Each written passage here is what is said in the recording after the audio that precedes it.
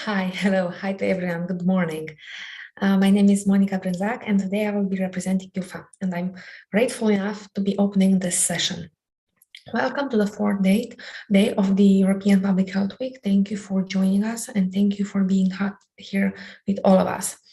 As I've said, I'm very grateful for opening this session, and not only for opening the session, but for the support that we have been receiving as EUPHA from Gamian Europe, and especially from Nigel, that has been doing a lot of work for this event, and that has put a lot of energy into this. And for that, I'm extremely thankful. So today we will have a full day. We have many interesting events, and we will be with you throughout the day. I just want to mention several sessions that we will be having today that we would like you to have a bit of attention on it and maybe to tune in for them. And first, I'm going to mention the film and mental health event discussion, a discussion that will be held at 4 o'clock today at the Canterbury Crest Church University. Then we have another event that is more targeting the physical activity, and that is the physical activity for mental health in medical university, and especially the Pleven University in Bulgaria. Then we have the mental health forum, which is an open panel discussion that is in Serbian, and it will be today at 4 o'clock CST time. And then we have the Portuguese event, and that of the Departamento of Public Health of Central Region that will present the best practices on mental health. So as you see, we'll have many events today, many events in English and other languages, which is a very good thing.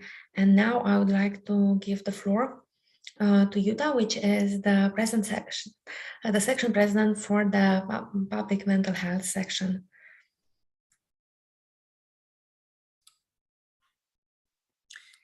Good morning, everyone.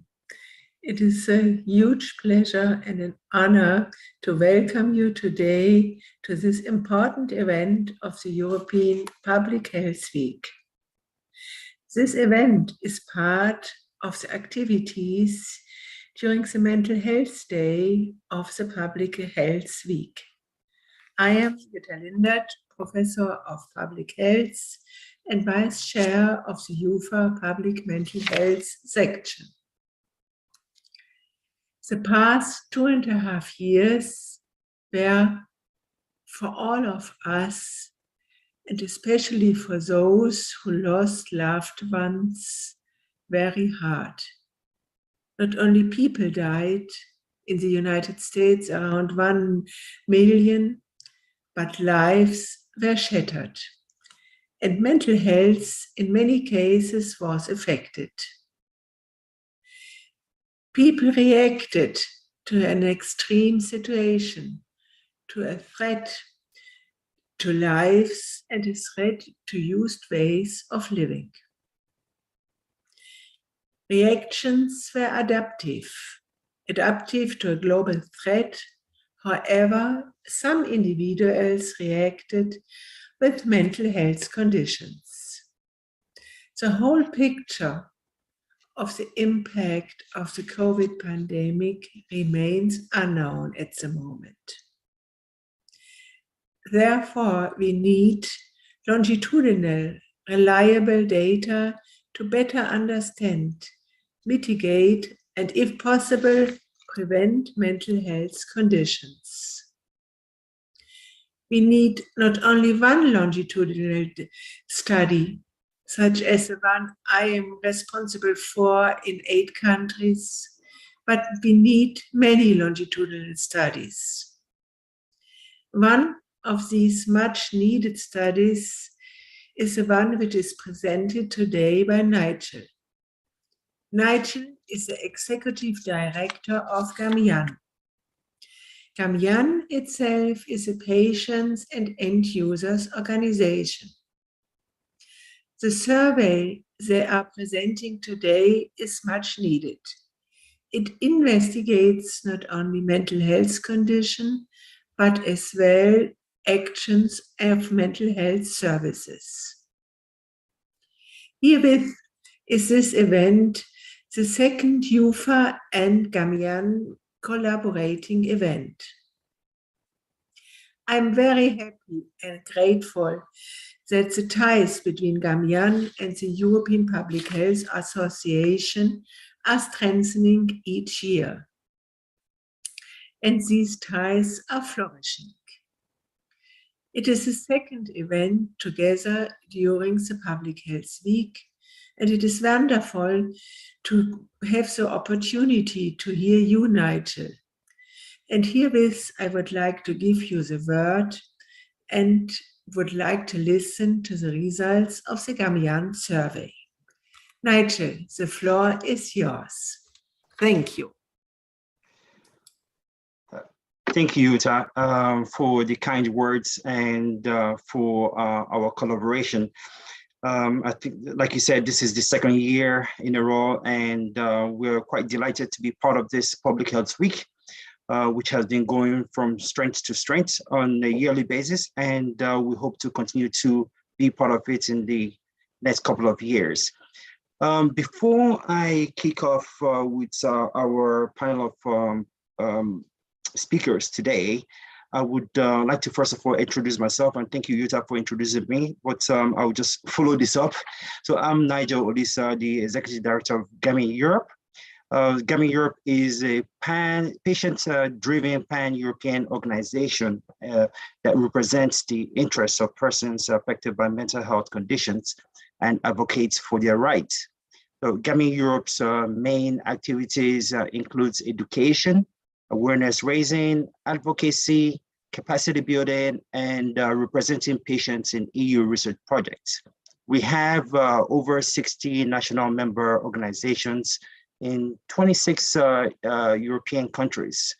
Our goals are to represent the views of patients with mental health conditions and ensure that their voice is heard in development of EU and national level policies, and as well ensure good services, care, empowerment for those affected by mental health. So me here today is Kara Samele and Julian Beezhold, who will be taking upon the first part of our presentation today. So we'll be focusing on mental health needs being met by services, perspectives of clinicians and patients. So Kara is a social scientist and epidemiologist by training. She's a highly experienced researcher in qualitative and quantitative research methods with a focus on mental health, looking at service user, carer, and staff perspectives. Her career began in academia, working at Institute of Psychiatry, Psychology, and Neuroscience in London for more than a decade, and later moving into third sector research and policy work. Kara has worked on numerous research projects and service evaluations on various topics, including inpatient care, community mental health services, carers, physical health, employment and criminal justice, and mental health. So joining Kara today to co-present this topic is Julian Beezhold. So Julian is a consultant in emergency psychiatry, responsible for an acute inpatient ward. He is joint lead for the psychiatry module at Norwich Medical School, University of East Anglia.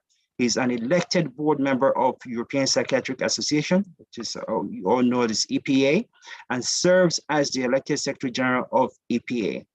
So Julian and Kara, over to you for today's presentation. Thank you very much, Nigel. I hope you can all hear me. First slide, please. I shall launch into the presentation, but before I do that, I would very much like to thank the organisers for inviting me to speak at today's event. And I'm really delighted to be here to be able to present the findings, as Nigel said, of this second COVID survey. So just by way of introduction and background, so this was a survey that was conducted between October 2021 to February 2022 in collaboration with the European Psychiatric Association. It was a sequel, or if you like, a post-pandemic survey, a sequel to the first survey that was done towards the end of 2020. And it's literally this second survey is literally hot off the press, and it's just literally been released yesterday. So we can make this report available to anybody who is interested in reading the full findings. So what we aimed to do with this second survey was to understand the impact of the pandemic on mental health services. So this more specifically around the changes that services had to make, the pressures that they experienced from the increased demand, partly because of the pandemic, but also other reasons too, and the effects on the mental health, not just for patients, but also for the clinicians delivering services. And the way we did this survey was that we developed an online survey link. The survey itself was translated into 11 different languages. And it wasn't intended to be a survey that was representative of the European population in general, but more it was sent to members of Gamian Europe and the EPA to really understand what their experiences have been post-pandemic. We also did want to look a little bit more where we could at wider networks and people who had been newly diagnosed, because many of the members of Gamian Europe have long-term mental health problems, but actually we wanted to reach those that had been recently diagnosed in the past 12 to 18 months. Next slide, please. So just to give you an idea of respondents' profiles, and here what we did was we reached out to both clinicians and patients, as I said earlier. So we received a total of 369 responses, 80% of whom were new responders. And what that means is that they were responders who hadn't answered the first survey that was about a year before. Now, the average age was 44 years for patients and 47 years for clinicians. You can see here that we had 67% of the responders were female, so quite a large female response rate. And then we had just 5% who defined themselves as belonging to a minority ethnic group. 20% of the patients were unemployed for health reasons. 4% put that down to the pandemic, and more than half of respondents resided in Belgium, the Netherlands, or Germany. But that's not to say we didn't receive responses from other people that resided in other countries. In fact, that was 18 other countries as well. So we had quite a sort of all-round response rate. It's always important to read the small print, and the small print says, you probably can't read it very well, but the small print says that all the percentages that we present today are calculated based on the number of people that actually responded to each survey question. A slightly technical point, but quite important. Next slide, please. Thank you. So just to give you a sense of who responded to the survey. So we had the majority of people were patients in receipt of mental health services. So that was 63%. But we also had, a fairly good number of mental health clinicians or professionals at 22% responding.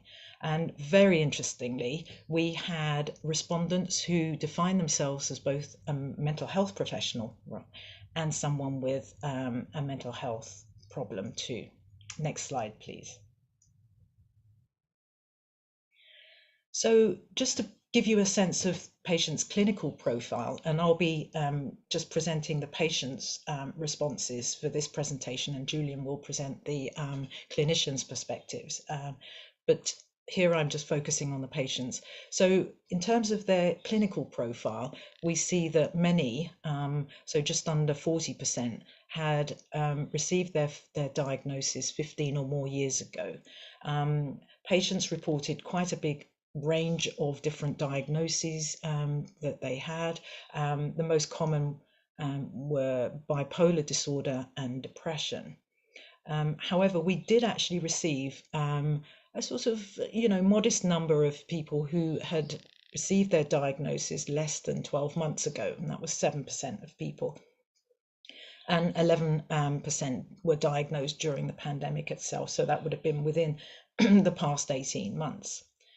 Next slide, please. So what was the impact of the pandemic on mental health? Many of you will have heard lots of stories or read from previous research about the huge impact that the pandemic has had on mental health, and our COVID findings actually have really confirmed that. What we had was 52% of patients reported a worsening of their mental health, which they put down to the pandemic itself. And this actually, when we compare it with the findings from the first survey, Gamian survey, we find that 51% said the same thing. Now, 3% specifically said it started because of the pandemic itself. But what is very interesting is that we had 30% who reported an improvement in their mental health over the past 12 months, which, you know, is actually quite good news when you think about it, given that, you know, so many have experienced worsening mental health. Next slide, please. So what about access to services? So when we asked this question specifically, we found that over 70% of people who had a mental health diagnosis were able to access services, whether that was all of the time or some of the time. 85% had access to their medication, 53% received psychological therapy, and 68% were able to see their usual clinician rather than see somebody else that they perhaps hadn't seen before. So that all sounds amazing and actually very encouraging when you think about it, given all the distress and the trauma that many people have experienced during the pandemic. So it's quite nice to see a bit of light at the end of the tunnel, so to speak. But before we pack away and think job done, we still have lots of work to do, as I'll explain. Next slide, please. So what about changes to seeing your clinician? When we asked this question, we had quite a range of mixed responses. And you can see the two highest responses were changes in terms of having outpatient appointments, either online, by the internet, or by phone. We found just over 15% of patients reported that they had to wait longer for their appointments. 15% had fewer appointments, and about 10% reported that their appointments had become shorter.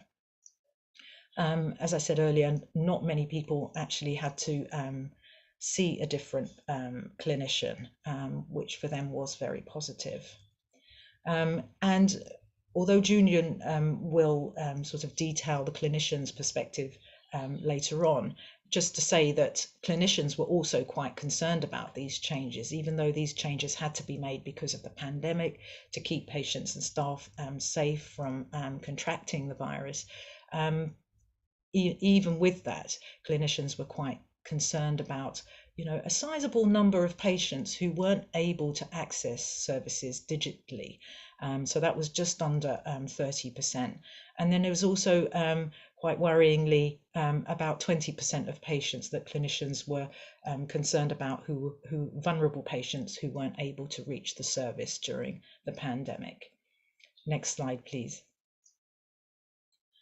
So in answering the million-dollar question, are treatment needs being met? Well, actually, surprisingly, a large number said yes. And again, that's a very encouraging finding. So we have 69% of patients who said yes to getting their treatment needs met, either all or some of the time. But as I said before we think job done, there is still, you know, a notable number of patients who said that their treatment needs have not been met. And for some, this was when they needed it most, and for 9%, not at all. So there's still that group we need to reach. There's still that group that we need to make sure that their treatment needs are being met. And again, just looking from the perspective of clinicians, 29% of whom said that many of their patients with pre-existing mental health problems had more needs during the pandemic. And specifically, some 8% of patients said that their mental health had actually become worse during the pandemic itself. Next slide, please. So again, pointing to some of the more positive responses and some of the more positive, we asked about what patients thought were positive practices that had happened during the pandemic. And there were two main things that they pointed to or highlighted as very valuable for them. Peer support for patients, where available, was considered something very beneficial. In small online groups or meetings or online forums, and where available, even walk-ins was deemed very, very important for patients. Also support from third sector organizations to help them stay in work or to continue having training with a view to finding a job was also considered important during the pandemic. We asked a question, what could have been done better? We asked this to all our respondents, and for the patients, more clarity and honesty from governments about the rules surrounding COVID-19 would have been much more helpful. Obviously, with hindsight, we always have a clearer idea of what could have been done better. But I think the chopping and changing of rules, lockdown restrictions, how these were implemented caused, a great deal of distress as patients found. But interestingly, also some patients talked about, given that the increasing demand for mental health services was happening during the pandemic, actually seeking, being able to see a specialist clinician, perhaps by lowering the threshold for accessing the mental health services, specialist services, would have been much more helpful, even if that was to just signpost them to other services or triage them to other services. Some patients thought that would have been very useful as well. Next slide, please. So just to give you, some reflections on the findings from our perspective, we feel that the survey has given us some really important insights into the experiences that people have, both clinicians and patients have had. Despite caveats to the samples, as I said before, it's not a representative sample of the European population, but we got a good selection of people's experiences.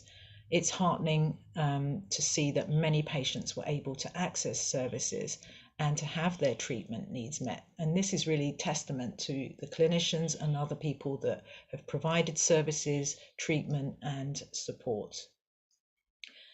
The changes to the way services are being delivered, online appointments, for example, appear to have become the norm. So this is continued. We noted this in the first survey, and it still very much remains in place in practice.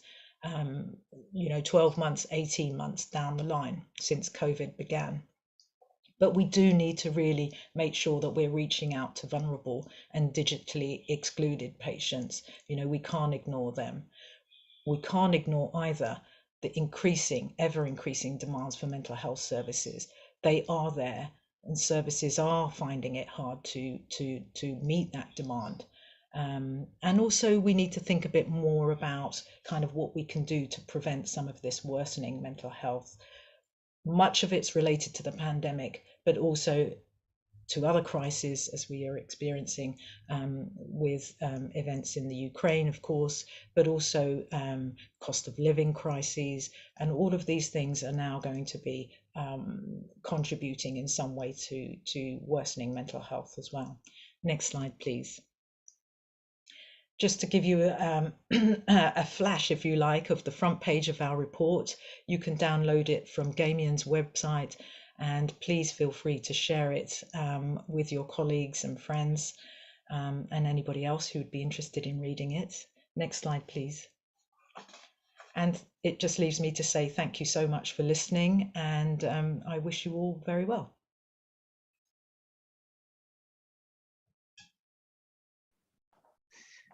Sorry, I now pass you over to Julian. So thank you very much, Kira, and hello, everyone.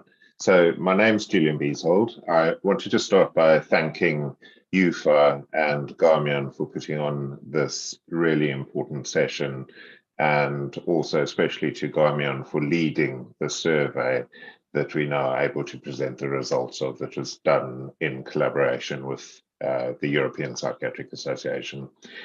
Just thank you also to Nigel for the introduction. I just want to add one thing, that the audience heard Kira refer to the 7.5% of participants identified as both mental health professionals and as people with lived experience of mental health problems. So I am myself one of the 7.5%. So what I wanted to do in my presentation, could we have the slides, please? So what I wanted to do in my presentation is contribute to the mental health, to the Public Health Week on the topic of no health without mental health, and talk about the professional findings. I want to present those. I want to just reflect really briefly on some of my personal experiences, and I hope that this is useful and look forward to questions later. Next slide, please. So the European Psychiatric Association itself is the main representative body of psychiatrists in Europe. We have members from about 88 different countries, and we have national associations such as the Royal College of Psychiatrists or the DGPPN from Germany and so on, who are members in their own right, and altogether represent close to 80,000 psychiatrists from across Europe. The EPA's activities are to address the interests of psychiatrists, but most importantly, to promote the improvement of care for people with mental health issues and to promote the development of excellence. Next slide, please. So our main activities comprise the European Congress of Psychiatry, held every year, although due to COVID, plus the fact that we had planned to have it in Hungary, this year it will be virtual in the first week of June. People are very welcome to attend. The second area of activity is lifelong learning. We have an annual summer school aimed at up-and-coming young early career psychiatrists and promoting leadership skills. And we have online courses, some of which are free to access. And the third area of activities is the advocacy through our Brussels office since about 2015, where we work in Brussels with all the other stakeholders in promoting mental health. And I'll just mention a fourth area of activity, which is publications. So we publish the European Journal, the European Psychiatry Journal, which is a high quality academic journal in the field. Next slide, please. So for the survey, we tried to promote it in the first instance working with Gamian, but by using our contact networks, the National Association, social media, and so on. Next slide, please. And as we've heard already, there were 11 languages, 369 respondents. Now, of the respondents, 29% are mental health professionals, and of these, almost a third identified as having themselves experienced some form of mental health problems. Next slide, please. So why is the survey important? Well, just to remind people, as of yesterday, the official death tally from COVID-19 in Europe, including the UK, was 1.284090 million deaths, a lot of people. The second reason why this is so important is that people with serious mental health problems actually are one of the highest risk groups for dying if they contract COVID.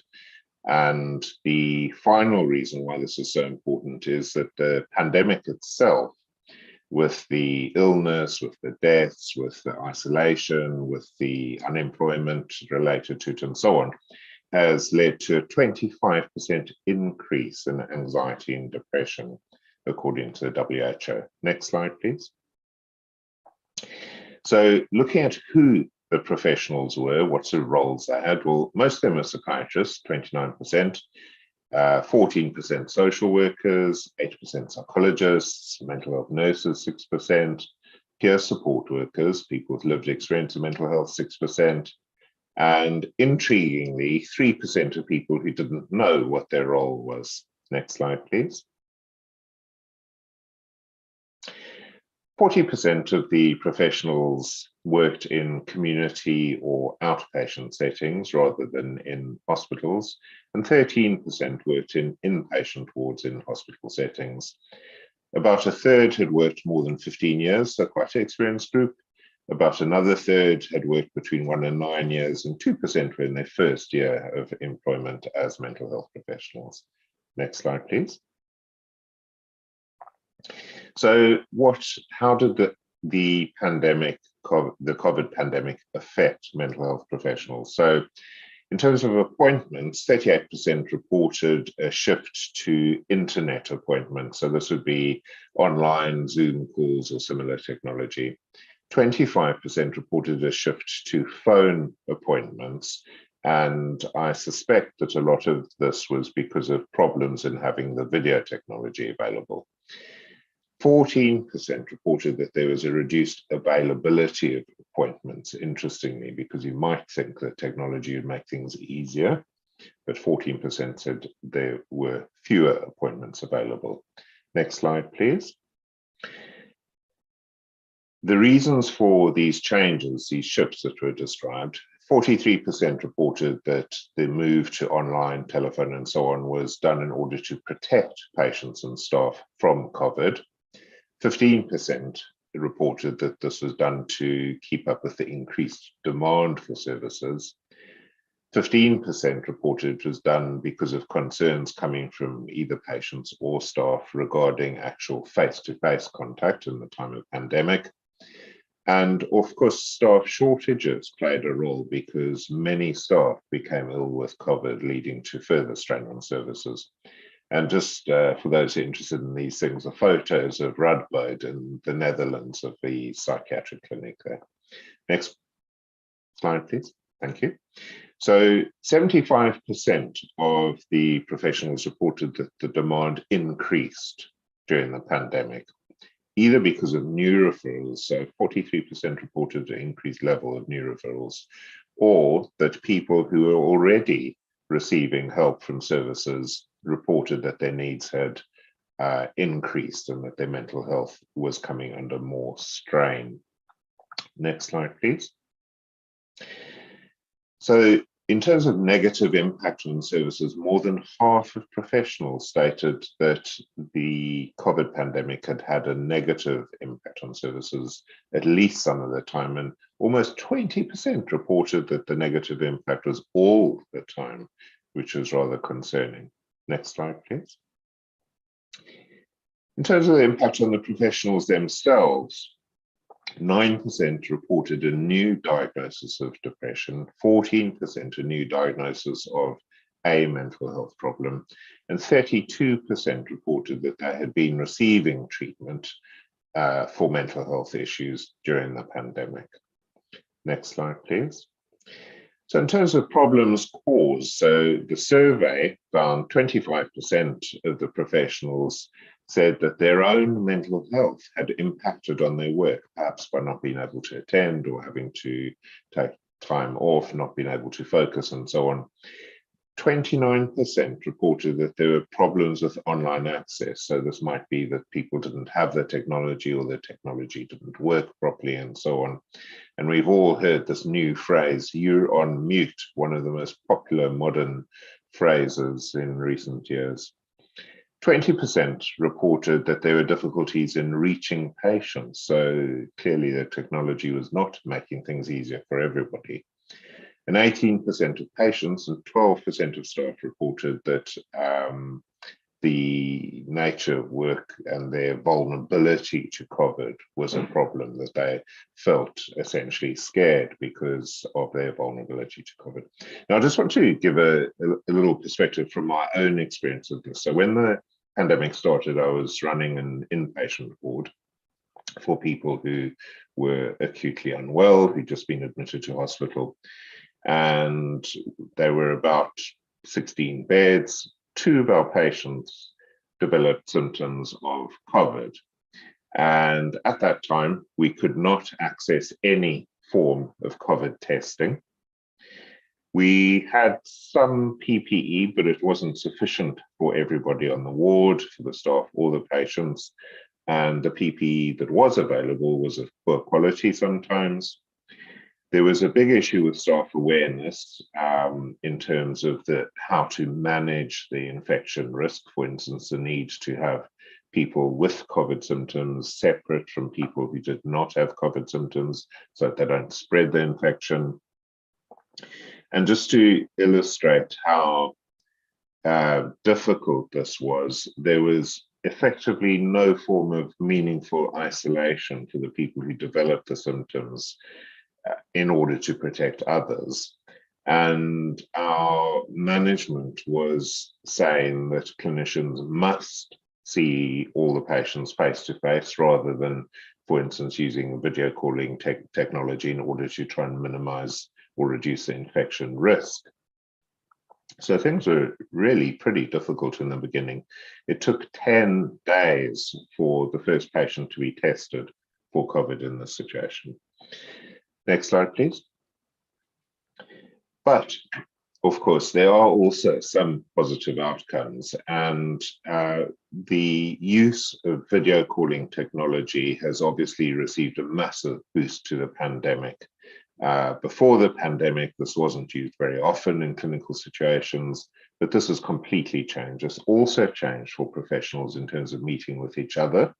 And this has saved a lot of time by cutting out the travel to meetings. The other thing that was a surprise for me personally was I discovered that there was a significant group of people with mental health problems who actually preferred using video calling remote clinical assessment and contact. And I guess this might be because they felt more comfortable in their own home. They didn't have a mental health professional in the room with them, which can or may be sometimes a little bit threatening or a little bit anxiety provoking. And from the professional's point of view, the ability to work remotely could be a huge benefit for a number of different reasons. Next slide, please. So that brings me to the end of my quick whistle-stop tour of the professionals' findings from the survey. I wanted to say a huge thank you to all of you for listening and welcome any questions. Thank you so much.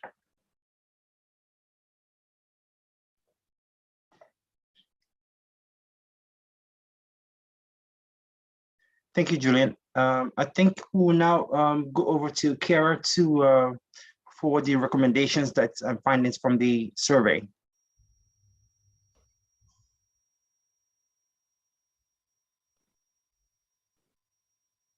Thank you very much. So thank you, Julian, for covering the clinician's perspective. That was really interesting. So what we did based on all of these findings is we put together a few recommendations for governments and for mental health services to consider. We kind of strongly recommend that, you know, governments commit to better mental health for all. I think it goes without saying, but it does need to be said repeatedly. You know, and I can't emphasize enough the importance of providing additional resources and investment to mental health services and support to clinicians so that patients get the very best care that they can get.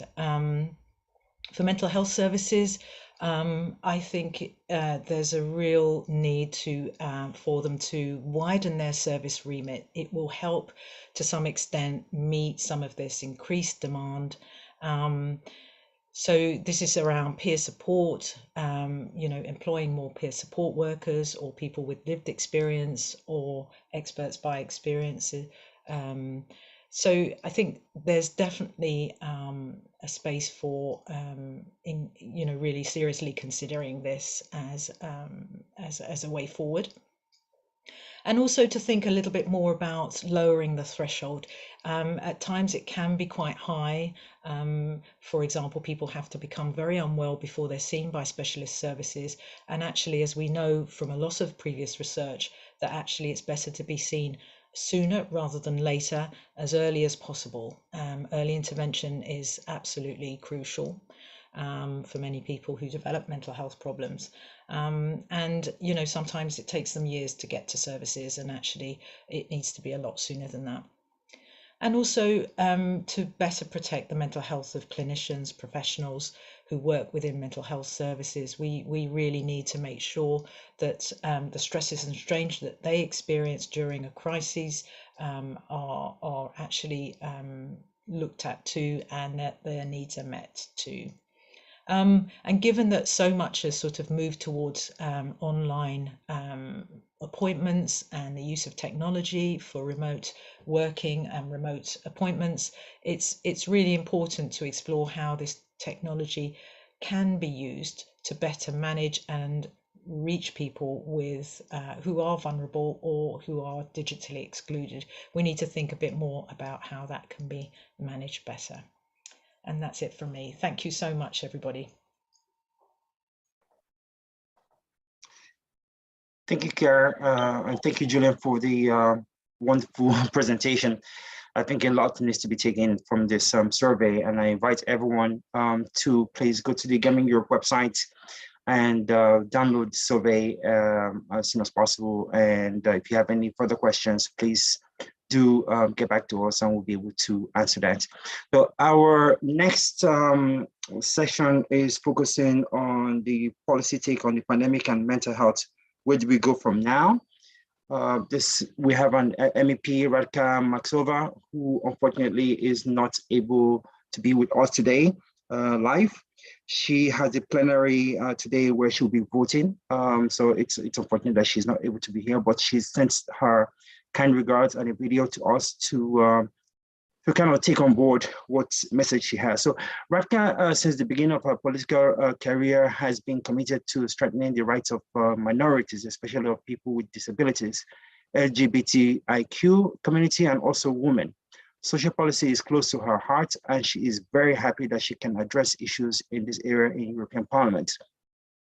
She is a vice chair of FEM committee and also a co-chair MEP Mental Health Alliance and a member of Bureau of Disability Intergroup and a very active member of LGBT Intergroup. Could you please play Radka's video for the audience? Thank you. Dear esteemed experts, ladies and gentlemen, thank you for taking the time to participate at this very important event. Together, we are discussing a topic that is vital for thousands of European citizens, namely the mental health of all of them. Throughout my political career, I have worked on creating a more equal and inclusive society, and I have defended the rights of people with disability, chronic pain, and mental health issues. I have worked alongside them, and I have represented their interests in the European Parliament. I thereby became familiar with some of the issues that they face in their everyday lives. Awareness of the importance of mental health has never been so high. The COVID-19 pandemic has truly put the spotlight on mental health. Not only that the rates of anxiety and depression have further increased, but the pandemic also revealed systematic problems in the way our society treats mental health, as services have not been able to keep up with growing demand. Furthermore, the war in Ukraine puts additional pressure on our services. The Ukrainian refugees coming to Europe have oftentimes experienced deeply traumatizing events and do require psychological support and follow-up. Finally, we need to be aware of the costs related to poor mental health of European citizens. With 1 out of 6 people suffering from a mental health disorder, the economic costs are considerable and were esteemed in the Health at a Glance Europe 2018 report to be more than 4% of GDP in the EU. In sum, there are many challenges right in front of us that require action. The EU already acts in this area. The Commission announced mental health as an important part of its work for its current mandate. It is great to see that the mental health perspective is being integrated into initiatives concerning aging, disabilities, children's rights, and the rights of LGBTIQ+. There are also several special groups and platforms working in this area, and mental health has also been included in the EU strategy framework on health and safety at work 2021-2027. However, these efforts are fragmented and therefore not as efficient as required. I therefore believe that at a European level, a comprehensive EU mental health strategy is the most suitable answer. Such a strategy would strengthen governance for mental health, improve mental health services, implement strategies for prevention in mental health, and strengthen information system. As a co-chair of the MEP Alliance for Mental Health, I have been pushing for such strategy for some time already. Last autumn, I have proposed within my group SND to create a position paper on mental health with the ultimate goal to call for a comprehensive EU mental health strategy. I am extremely happy to say that the paper was finally published not even 2 weeks ago. I hope that this will increase the pressure on the Commission and that the strategy will be published before the end of its mandate. Beyond that, stigmatization remains an issue. A dedicated European Year of Mental Health could help to make the current situation better by raising awareness of mental health and its importance, providing a platform for stakeholders to exchange and share experience and good practice, and by promoting and facilitating discussion and contributing towards improving mental health across the board. Thank you for your attention. Thank you, Radka, for the powerful message, and I'm sure you will continue to advocate for mental health with the hopes that we will get through to this EU mental health strategy. Our next presenter is Helen Bennett. Helen Bennett is retired from the NHS in October since 2013, where she had been divisional nurse for mental health services for over 17 years. Helen has had a varied career spanning over 40 years in the NHS. The majority of this time was within mental health. Since retiring, Helen has worked with a mental health charity in Wales, previously EUPHA, developing the first charity-led hospital in Wales for mental health. She has worked closely with the RCN on parity of esteem and involved services users from across. Throughout her career, Helen's focus has always been around improving quality of care for individuals with a lived experience and carers. Helen today will be focusing on the local perspective of a recent successful practice in mental health from the UK perspective. Helen, over to you. Good morning, everybody.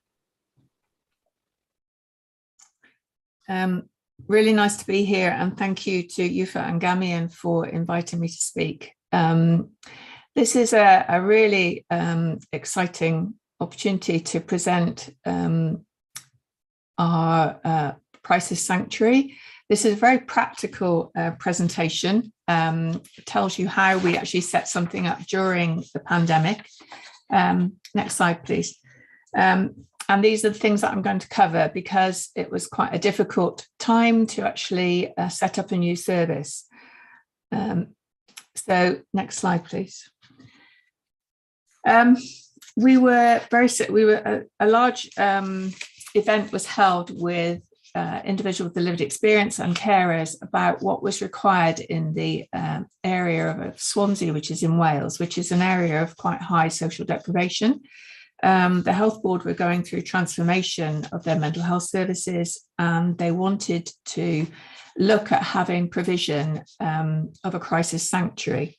Now, crisis sanctuaries are the evidence base for crisis sanctuaries is that there are services in England, such as the Leeds Survivor-led crisis services, and Cambridge and Peterborough, and Bristol and Bradford. And these services provide out-of-hours crisis sanctuary, offer a calm, warm, safe environment 365 days a year out of hours, and it's an alternative to an attendance at the emergency department or other pathways for people when they're in crisis, such as being taken to a police station or going in to have an assessment in a mental health unit, and then maybe leaving because they might not meet the criteria to access mental health services. So this was really important, and Adveriad, or Havalas were successful in the bid to actually set up this service. And so this was awarded in February 2020, and as you can imagine, that was at the start of the pandemic. Prior to the pandemic, we had actually managed to get a large group, an operational group together, which had all partners around the table and a large number of service users and carers as well around the table. And we were able to start designing what those with the lived experience wanted from this service. And then a small planning team was set up within the charity, and individuals with lived experience were integral to that. I have to say that Adveriad is a charity where my bosses are individuals with a lived experience or carers of someone who has a lived experience of mental health problems or substance misuse. And we're quite a large charity now across the whole of Wales with 800 staff, and I would say 60% of those individuals employed have a lived experience. So really important to understand where we're coming from here. So the internal group was set up, and we obviously had to respond to the pandemic, so we couldn't meet face to face. So all of these arrangements and everything was developed during online. And so we had to rethink how we were going to provide this service. And we came up with telephone support, but also using digital platforms as well, if individuals had that available. But this was actually quite difficult to set up, particularly when everybody's working remotely. So our IT services had to work really, really hard, and telephone services, so that we could actually put this in place. So then we needed to obviously recruit individuals, and this is also having to be done online. So we actually used some of our staff with a lived experience who had been furloughed because they couldn't work face-to-face. We do have face-to-face services, and those had to continue through the pandemic. But we decided that we would help individuals maintain their mental health by involving them with the crisis sanctuary. So we had a team of 15 staff recruited, and one of those individuals was the manager. And we were able then to get these staff trained. The small working group and the operational group then set the outcome measures for the service. And obviously there was a large part of this was involving people with lived experience about what they wanted from this service. So next slide, please. So the Sanctuary was to be part of the local health board's crisis pathway. And initially, the referrals were coming through what is called their single point of access. So they were actually, the referrals were coming from mental health professionals who had spoken to individuals in crisis on the telephone and felt that they would be appropriate to actually access the crisis sanctuary. So the referral came from single point of access, but the manager also had to obviously try and link with lots of other organisations to be able to signpost appropriately if these individuals in crisis needed other things. So I've identified there a few things, which is like mental health and money advice and housing services. And we obviously have drug and alcohol services ourselves, but an awful lot of other services like food banks, etc., because a lot of people were struggling during the pandemic. As I've said, these are some of the outcome measures that were produced. So these were the things that we needed to meet when we set the service up. So next slide, please.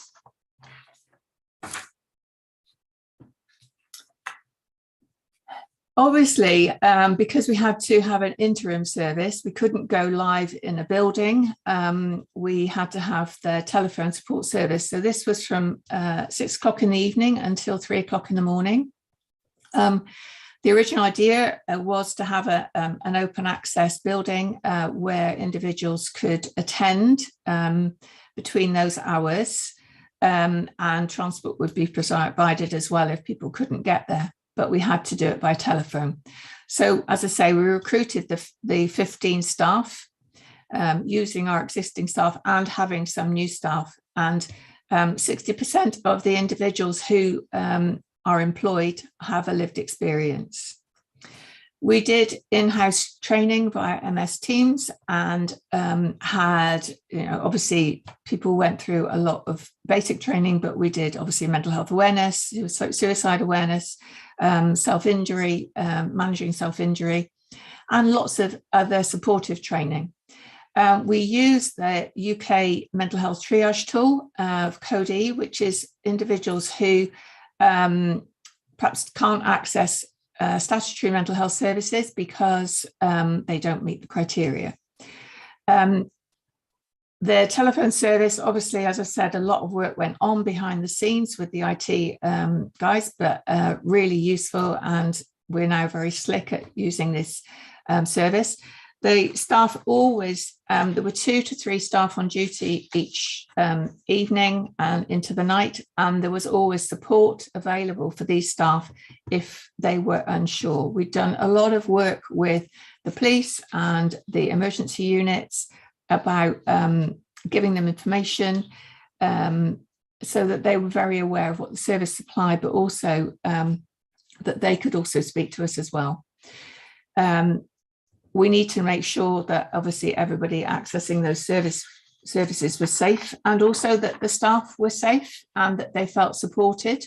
So there was obviously regular supervision in place for those staff. In Wales, we have what is called information sharing protocol, which is the Welsh information. It's called a WASPI across Wales, so we can share safely and robustly information, which was really helpful. And this actually got over a lot of issues around sharing information via a secure email platform, etc.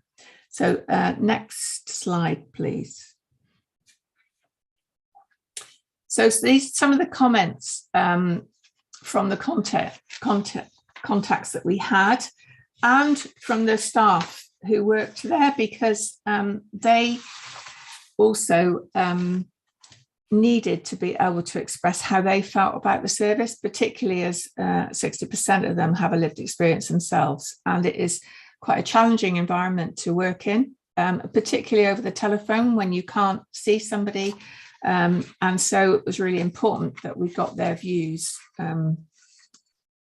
during this difficult time. So next slide, please. So in 2020, up until April 21, we had 230 contacts. Now that doesn't seem very many, but actually we then went live with having people into the sanctuary when we were allowed to, only 2 people at maximum at a time. But we also went to open access in September 21. So we no longer take referrals through the single point of access. We have referrals now who come straight to us. And this information comes, that they may well have seen their GP, they may well have accessed other services and have heard about the sanctuary. So you can see that month on month, there's been an increase in referrals.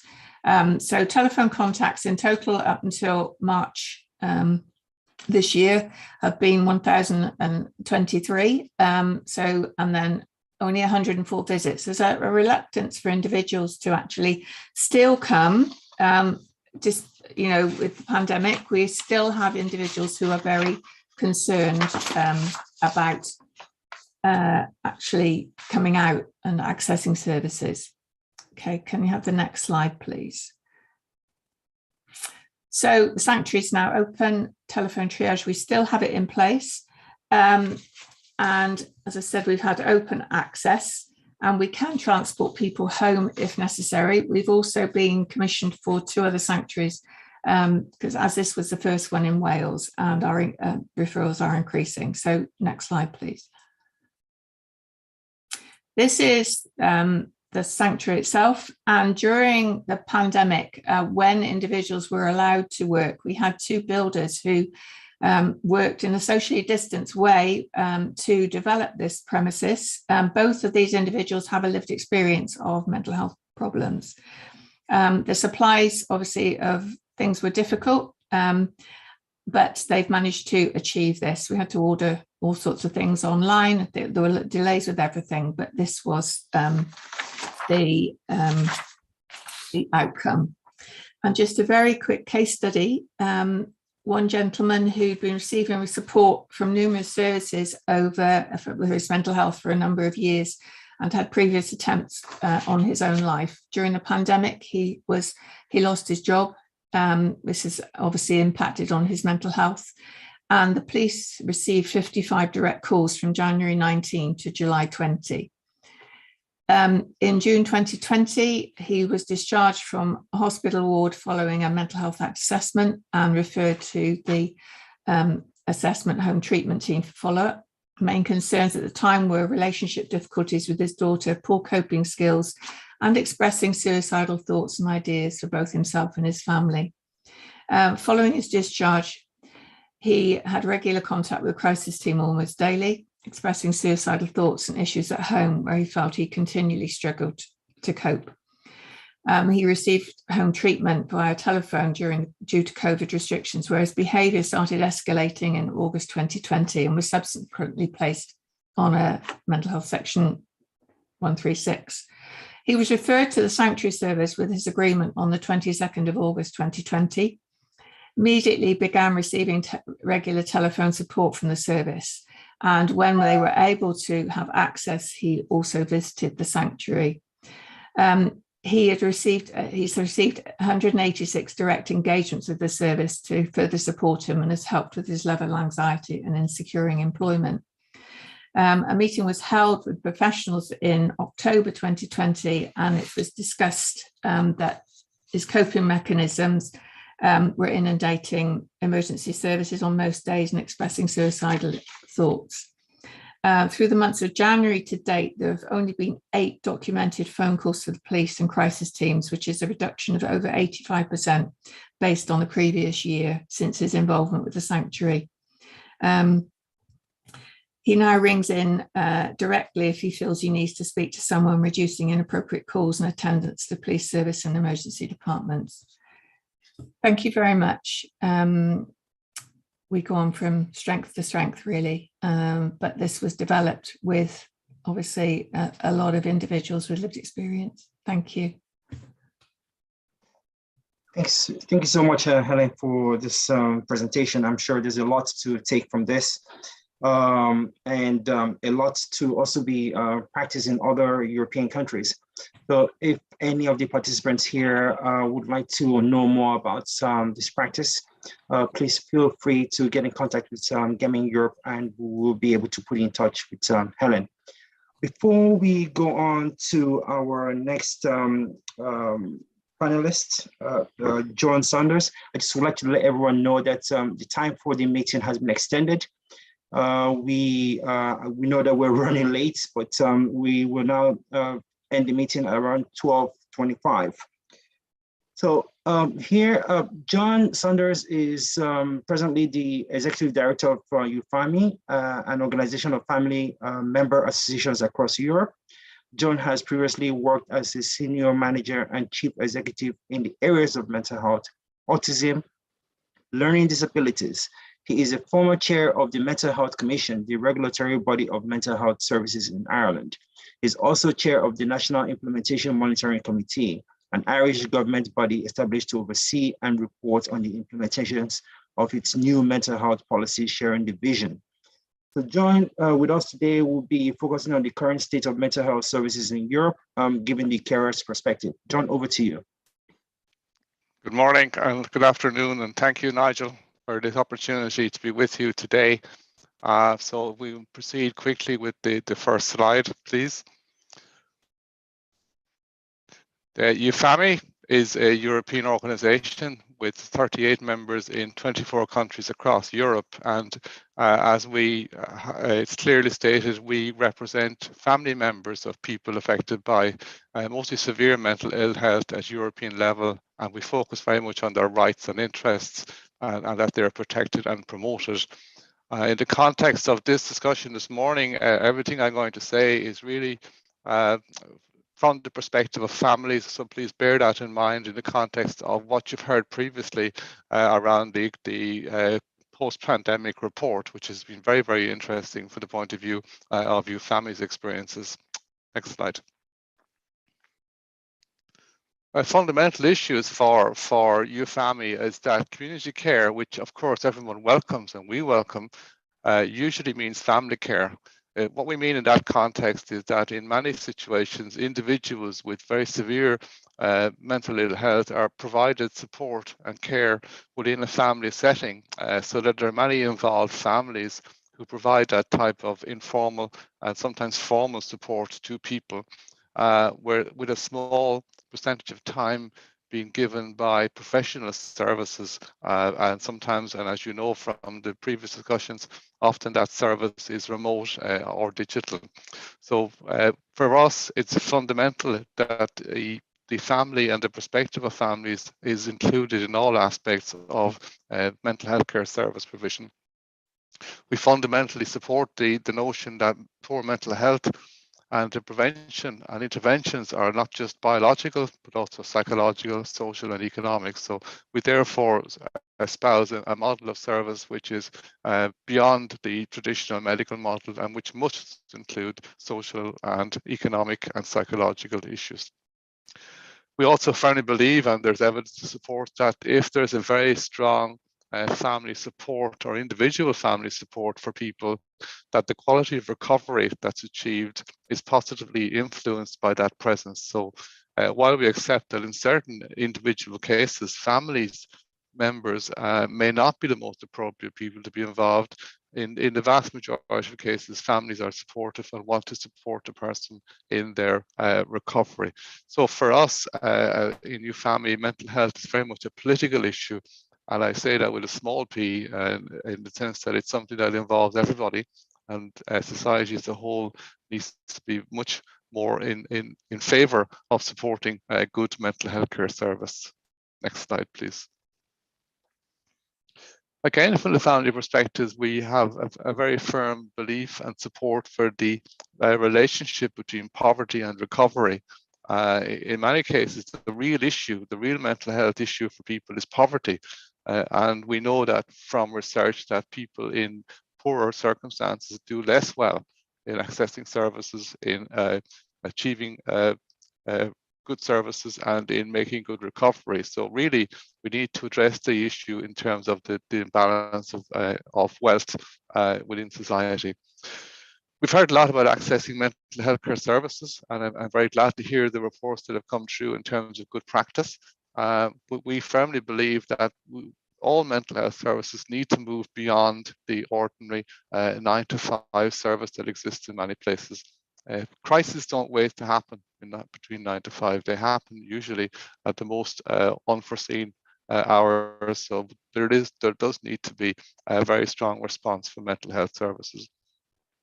I think that generally mental health care services are coming around to the idea that families are part of the equation in terms of providing good services, but there are still many services where there's a lack of support information, lack of support, lack of information, education and intervention by the services which involve family members. And finally, of course, as has already been said, I think the idea of prevention and early intervention is essential to make sure that recovery is achieved at the earliest possible time for individuals. Next slide.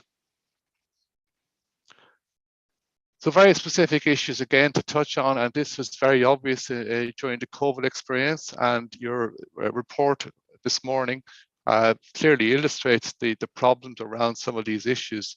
24-hour access is essential in pre-COVID and post-COVID, and certainly during COVID, there was a reduction in services for people so that many of the day facilities, many of the public health, community mental health services were not available because of the restrictions imposed by COVID, and also, as has been said previously, by the fact that staff themselves were sick or experiencing COVID, so that there was significant issues in making sure that services were provided. We responded to digital systems, obviously, very quickly, and we're now in a post-COVID situation where digital options are available. And I think families' position, again, is to stress that we need a range of options. If digital options work for people, that's wonderful. And we know that some people do benefit from digital options, but there also needs to be very clear access to physical options in terms of meeting mental health care service professionals and having access, of course, to particular facilities and services that they require. In many parts of Europe, we still have problems of waiting lists where services are not resourced politically or in policy to provide sufficient access for everybody. And of course, waiting lists by definition mean that people can remain untreated for long periods of time, and this of course reduces the outcomes in terms of improvement and recovery. So obviously waiting lists for us is something that needs to be tackled at a political and provider level. We need, of course, to see more multidisciplinary interventions. And again, as we said earlier, EUPHW is very much of the view that the traditional medical model needs to be expanded across all countries to include the psychosocial model where there's a variety of professionals. Happily, we can say that for most countries in Western Europe, this is the situation. But in many countries, particularly in Eastern European countries and countries with poorer levels of wealth, we still don't have the recommended multidisciplinary interventions and teams that we would like to see. Adequate staffing is important, and here we're talking about staff, not just having the numbers of staff, but staff who are trained adequately in ideas like recovery, in ideas like human rights support, in being able to provide peer support services for people, being able to provide the right type of systems and services that will encourage recovery and that will encourage involvement of the individual with the mental illness and of course their family members. Involvement of family members for us is really, really important. We know in practice that professional services, mental health professionals rely very much on family information to support the professional in assessing, diagnosing and treating people. And we need to see that in a more formal way. Policy and practice needs to make sure that there are ways and systems in place to involve family members who can provide much support for people. If you think about it, of course, in reality, regardless of what policy says, family members are often the first line of response in crisis when things become difficult. And it's the family members who often involve or try to involve mental health services in the support for their individual family member. Of course, we support community versus institutional services, and despite all of the policy and all of the discussions over the last 20 and 30, 40 years, there are still very large institutional and congregated settings across Europe, and these do not necessarily support recovery in the best way possible.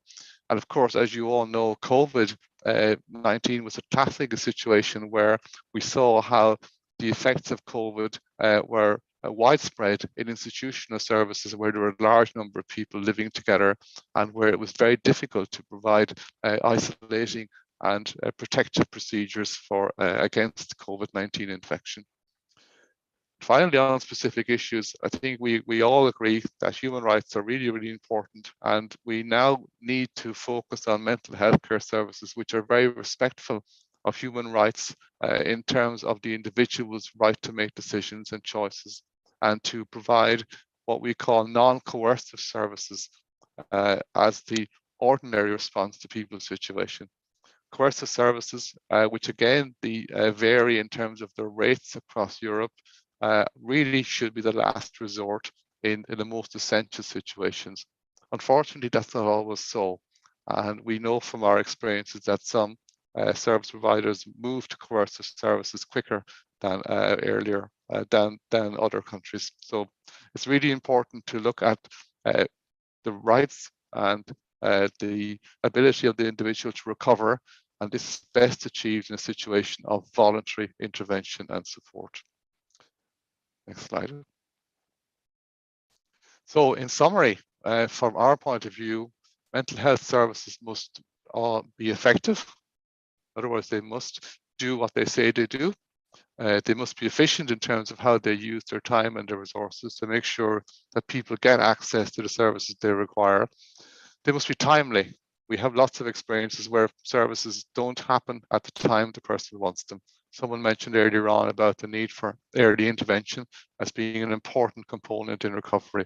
So when the service is required is when the service should be delivered. And localized, good community services should be localized where people know their local environment, where individuals can stay in their own homes, in their own communities, and receive the type of treatment that they require at that particular time. So in short, we need to have mental health services that are delivered to the right person at the right time in the right place. So thank you very much for the opportunity, and I look forward to hearing your responses. Thank you. Thank you so much, John, for this comprehensive information. I'm sure there's a lot to take from there. And if you have questions for John, please keep it coming on the chat. We will now move on to our discussants. So we have three discussants giving country perspectives. We have Eric van der Eken. So Eric is an expert by experience, a person with lived experience in mental health. Eric van der Eken represents the patient's perspective in the EU-funded research mental health related projects and acts as liaison between Gamian Europe and its members. In Belgium, he is board member of patient organization Ups and Down and active in various governmental advisory bodies. Our other discussant is Päivi Risanen. Päivi is a special expert at the Finnish Central Association for Mental Health and has completed her PhD, A Hopeless Case, and also ethnography of getting mentally ill and rehabilitation from it, which is based on her own personal experiences of mental health condition and recovery. Peter is our next discussant. He is a teacher and public relations specialist. He serves as communications and peer support advisor, coordinator of innovations of Budapest-based Awakenings Foundation and Semmelweis University in Budapest. Peter also has helped patients at the community psychiatry and has helped in developing a self-help method for people living with schizophrenia. Eric, I think I will start with you first. Would you like to go ahead and give us some country's perspective in terms of Belgium? Okay, good morning and also good afternoon to everybody. Also from my side, of course, thank you very much for being invited to this webinar. As you probably know, Belgium is a federal state with 3 regions, Flanders, Brussels and Wallonia. And this makes it often easier to analyze data on regional rather than on national level. That's why I shall refer to 2 surveys related to COVID-19 in Flanders and in Brussels. One was taking place in April 2020 and the second one in 2021. Now, these surveys were conducted by the largest Flemish patient organization in mental health. And I give you a few results in a nutshell without using any slides. So I shall keep also the amount of figures limited. Now, anyway, these surveys show that approximately 25%, so 1 of 4 of the respondents experienced no or only very small changes in their mental health services. But 3/4 said their healthcare had changed significantly, of which approximately 50% experienced a drastic change for them. The changes were seen in the fact that therapy sessions with a psychiatrist or with a psychologist were cancelled, were delayed, or reduced in frequency, or sometimes also replaced by phone or video consulting sessions. However, this type of distance therapy was experienced as less effective.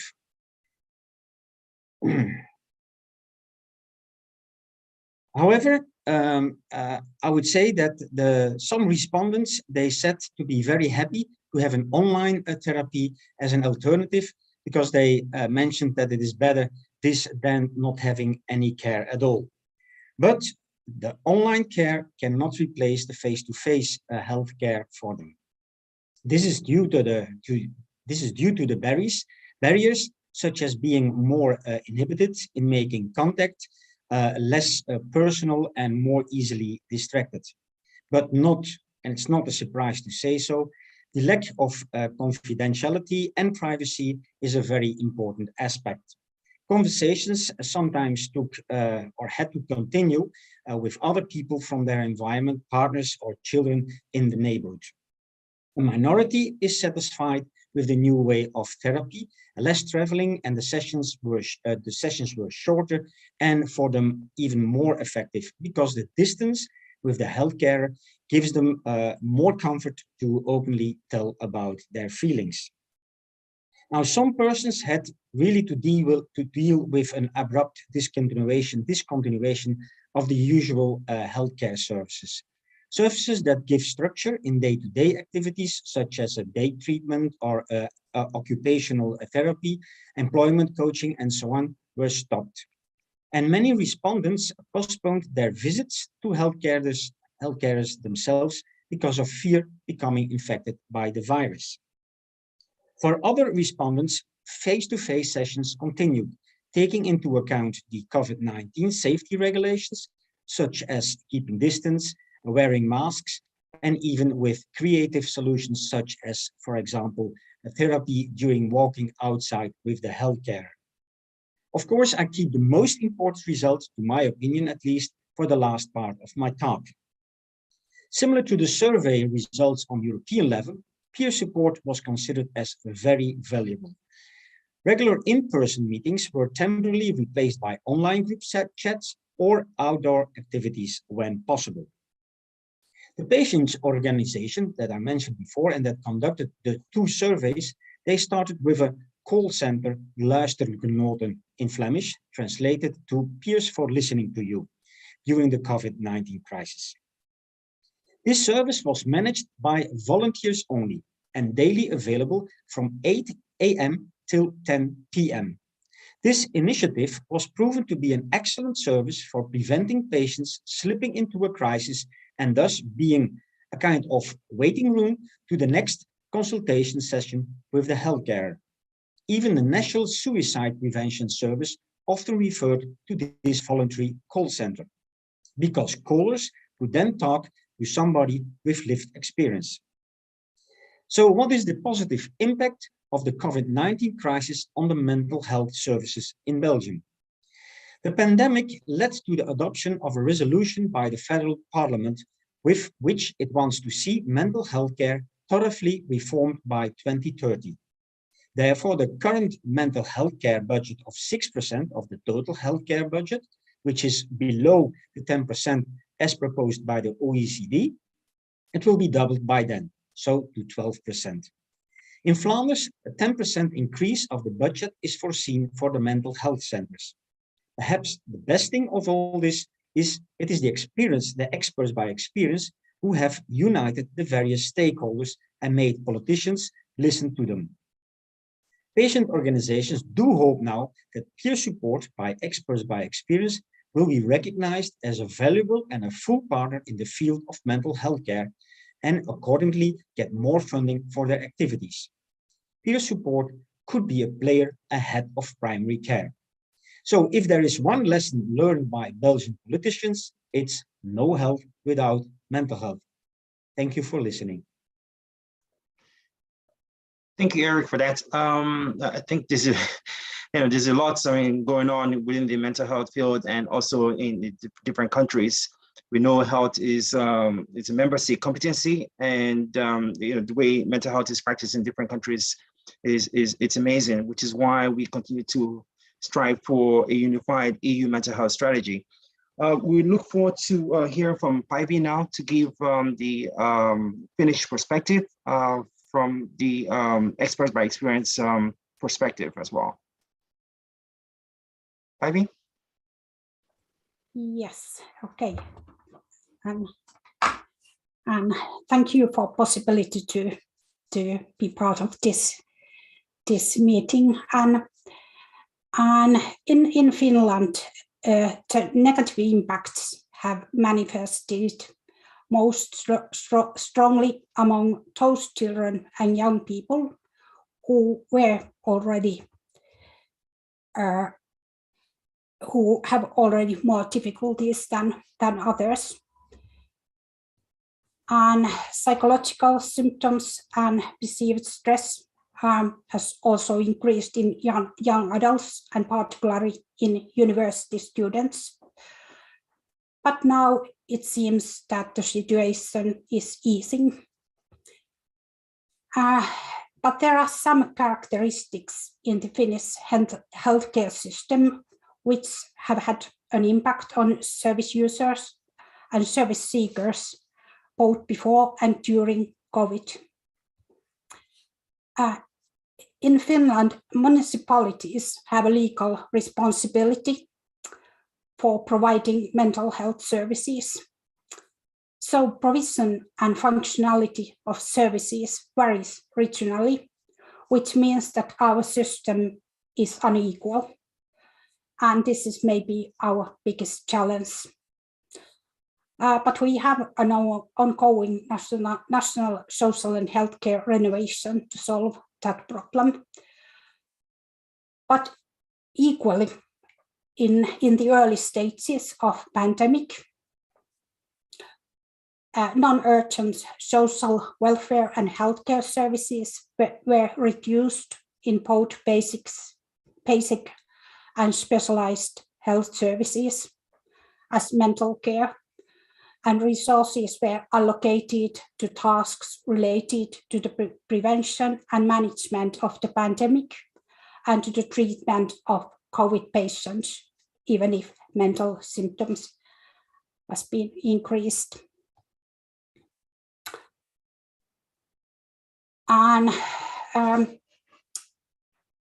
But we have deployed online and remote services to bridge gaps in mental health.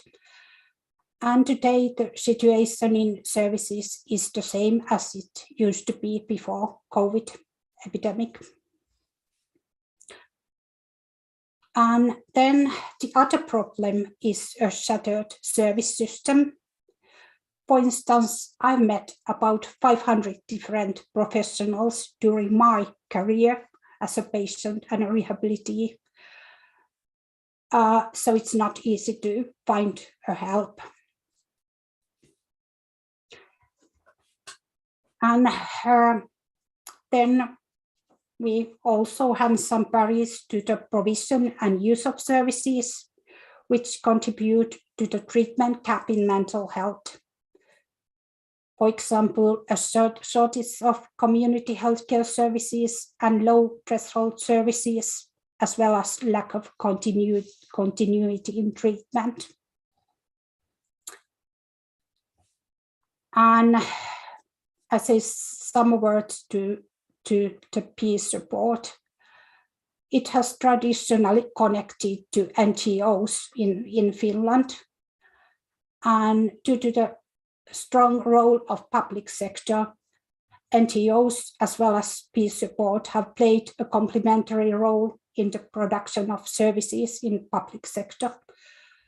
But nowadays, it's possible to make an appointment with a peer worker in some healthcare centers and hospitals. Okay, yes, and thank you. Thank you, Päivi, for this finished perspective.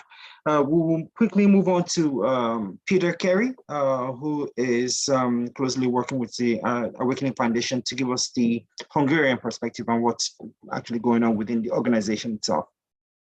Thank you very much, Nigel. It is not really a lucky situation being before lunch, but I promise you that I will be brief. In our organization, Awakenings Foundation, I am responsible for annual innovations, for example, fundraising campaigns, complementary activities to normal domain care. And when COVID-19 started, we had to face something huge, and we, together with Experts by Experience, could create a very useful, very well working peer support network immediately by illnesses, I could say. So we have closed groups in Facebook, for example, for those living with bipolar disorder, with schizophrenia, and with other mental issues. And we transferred our normal operation to online conference operations immediately if it was needed, and it was really needed. Further, we could give help for those who did not have access or knowledge for this new technical situation, because help was needed, and we felt that, and we had to go to people to help them personally, how to use, what to buy, how to use the software, for example. But I think in 1 month, approximately, the system worked properly, and our peer support groups worked as well as they worked earlier. Certainly, we could not say that the situation is the same, because we always discuss that face-to-face meetings are absolutely different, but now we know how good to be together in the online era. And connecting that, I would underline that now we know how important is e-mental health.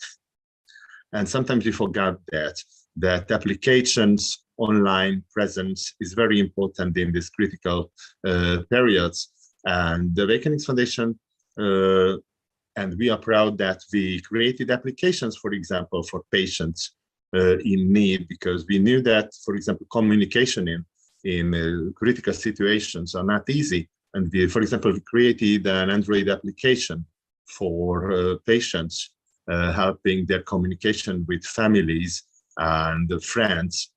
And 2 other things what we did, and what I think it is very important, we first felt that co-working of experts by experience are very important, and now we felt that we ourselves knew how this cooperation can help to the community, for the community, and we did it. And today we have a startup, I could say, a working community of experts by experience, with knowledge sharing, with helping the care system, cooperating the health system, and we are very proud of that.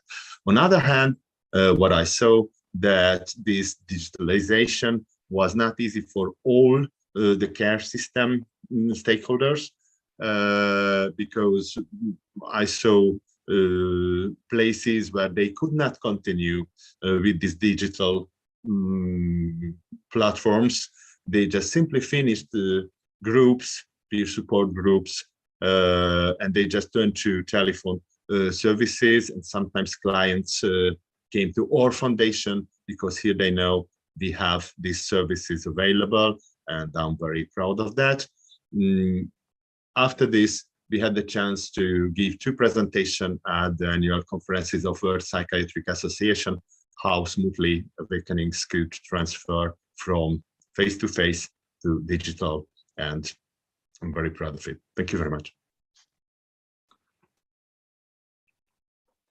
Thank you, Peter, for giving us this perspective. I think Awakening has done a lot during the pandemic, and you continue to do a lot on the community-based system, which you practice there. And I think there's a lot that needs to be taken from what you do there in the Awakening Foundation and to be implemented in so many other countries.